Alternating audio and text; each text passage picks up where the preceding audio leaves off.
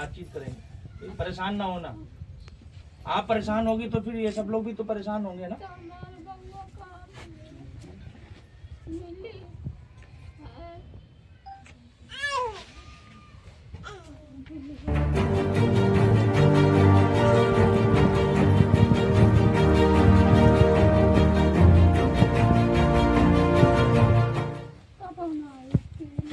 पिताजी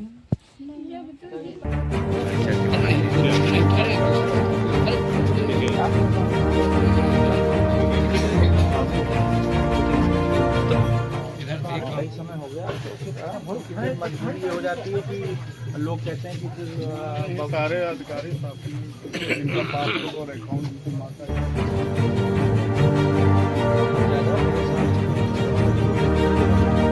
तो 7-8 दिन हो गए इसकी घटना हो गया। तो आप एक बार कोशिश करिएगा कि बीमार प्रदेश भी आए तो मैं हालांकि बातचीत करूँगा। अगर चीज़ें नहीं होती हैं, टाला मटोली होती है तो फिर मजबूरन हम लोगों को सड़कों पर उतरना पड़ेगा। आज आप पीड़ित परिवार से मिले हैं, जबकि 8 दिन हो रहे हैं, अभी तक सरकार से जो है कोई आर्थिक मदद नहीं मिल पाई है। क्या आश्वासन दिया है पीड़ित परिवार को? ये बहुत दुखद बात है। एक तो परिवार ने अपना बेटा, अपना भाई खोया है, और दूसरा सत्ता पक्ष के लोग, प्रशासन के लोग, शासन के लोग वो बिल्कुल मौन है।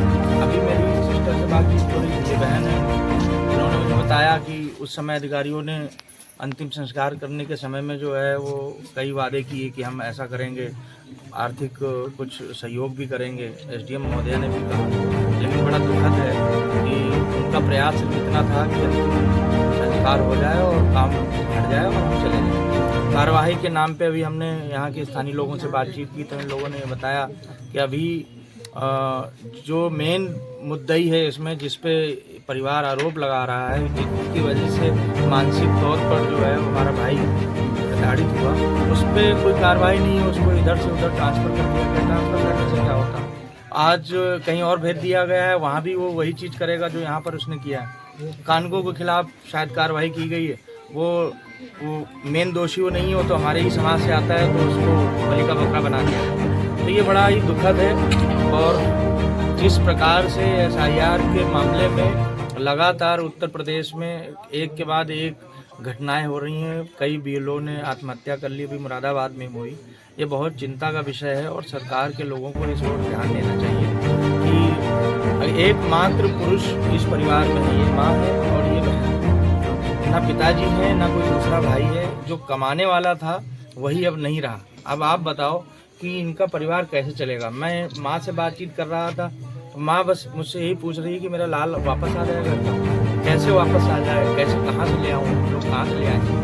सरकार के लोग, ना तो यहाँ के स्थानीय जनप्रतिनिधि आया। आप सब मीडिया वालों से भी मैं गुजारिश करूँगा कि ऐसे नेता जो यहाँ के स्थानीय विधायक, सांसद हैं, उनको भी आप लोग एक्सपोज करिए कि वोट मांगने के लिए सिर्फ वो गली गली और लोगों के पैर भी छू लेते हैं, और जब उनके ही क्षेत्र में ऐसी समस्याएं आती हैं तो वो घर की तरफ देखना नहीं चाहते। तो कम से कम लोगों को ये भी पता चले कि यहाँ के स्थानीय नेता जो है किस प्रकार के। तो मैं सरकार के लोगों से और प्रशासन के लोगों से मांग करता हूँ कि जल्द से जल्द जो भी दोषी लोग हैं उन पर सख्त कार्रवाई हो, और साथ ही साथ इस परिवार को आर्थिक मुआवजा दिलाया जाए, शासन के द्वारा भी और प्रशासन भी उसमें प्रयास करे, क्योंकि वो भी एक अधिकारी थे, लेखपाल के पद पर तैनात थे। मेरे हिसाब से अगर ये सब चीज़ें नहीं होती हैं तो हम भी जल्द अधिकारियों से बातचीत करके और परिवार से निर्णय लेकर कुछ ना कुछ जरूर हम इस परिवार के लिए लड़ाई लड़ेंगे। किसी परिवार तक ये क्या मांग है आपकी, और यदि सहायता नहीं मिल पाती तो क्या? बिल्कुल, मैंने पहले ही कहा कि एक तो दोषियों के खिलाफ कार्रवाई होना बहुत जरूरी है, दूसरा इस परिवार के जीवन यापन के लिए, क्योंकि कोई कमाने वाला नहीं है, तो इस परिवार के जीवन यापन के लिए जो है आर्थिक मुआवजा के मैं सरकार से भी मांग करता हूँ और प्रशासन के लोगों से भी मांग करता हूँ कि वो लोग भी जो है आर्थिक ऐसे लोगों का सहयोग करें।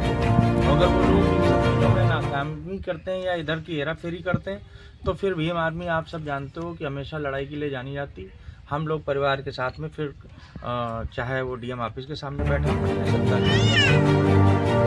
परिवार द्वारा नौकरी की मांग है। बिल्कुल, क्योंकि परिवार में कोई भाई नहीं है, अकेली सिस्टर है, तो जाहिर सी बात है उस माँ का गुजारा कैसे चलेगा, कैसे इनका जीवन यापन होगा। तो हम जरूर मांग करेंगे उनके परिवार की अकेली सदस्य हैं तो इनको भी जो है वो नौकरी। ये आरोप के ऊपर अभी आरोप है, अभी तक मुकदमा दर्ज नहीं किया है प्रशासन ने। देख लेते हैं एक बार, आज बातचीत करके प्रशासन से, और अगर मुझे लगेगा कि हम नौकरी कर रहे हैं तो फिर जल्द ही हमारे स्थानीय साथियों के द्वारा जो है वो किसी आंदोलन की घोषणा की जाए। क्या राष्ट्रीय अध्यक्ष इस मामले को जो संसद में उठा रहे हैं? नहीं, बिल्कुल, हम अभी इस मामले को जो है वो पहुंचाएंगे उनके संज्ञान में भी ये मामला, और उन्होंने अभी लाइव आकर भी कल और एक दो चैनल पर उन्होंने अपनी बाइट भी दी उनके संज्ञान में ये है। उनके संज्ञान में ये क्या, मैंने बताया आपको, ये इकलौता मामला नहीं है, कम से कम 20 से ज़्यादा लोग सुसाइड कर चुके। मुरादाबाद में भी कल में एक घटना हुई, वहाँ भी एक भाई ने जो है वो सुसाइड कर लिया। 30 लोग लगभग ये आंकड़ा पहुँच चुका है, और अभी ना जाने कितने लोगों की